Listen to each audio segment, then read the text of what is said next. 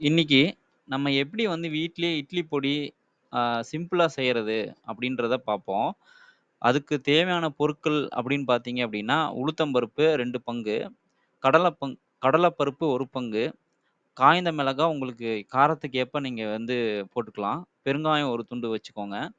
அப்புறம் கருவேப்பிலை கொஞ்சம், 2 டீஸ்பூன் எண்ணெய், அப்புறம் தேவைக்கேற்ப உப்பு. இது எப்படி செய்யறது அப்படின்னா, ரொம்ப சிம்பிள் தாங்க.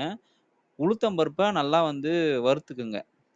வறுத்துட்டு, அதோடயே வந்து பார்த்தீங்கன்னா, பெருங்காயம், காய்ந்த மிளகா, வரமிளகா வந்து உங்க காரத்துக்கு ஏற்ப வந்து ஆட் பண்ணிக்கோங்க. ஆட் பண்ணிட்டு, அது இறக்குற டைம்ல வந்து கொஞ்சம் கருவேப்பில வந்து சேர்த்து வறுத்து எடுத்துட்டீங்க அப்டின்னா நல்லாருக்கும். அதுக்கப்புறம் திரும்பவும் வந்து கடல பருப்ப வந்து இதே மாரியே வந்து பொன்னிறமா வர மாரி வறுத்துக்குங்க. இதையும் வந்து இதோட சேர்த்து மிக்ஸ் பண்ணி, மிக்ஸில போட்டு அரைச்சுட்டோம் அப்டின்னா, இதாங்க இட்லி பொடி. ரொம்ப சிம்பிளு. இத நீங்க வந்து அரைச்சு வச்சுட்டு, நீங்க 2 மாசம் ஆனாலும் அத வந்து நீங்க யூஸ் பண்ணிக்கலாம். ஒண்ணும் கெட்டு போகாது.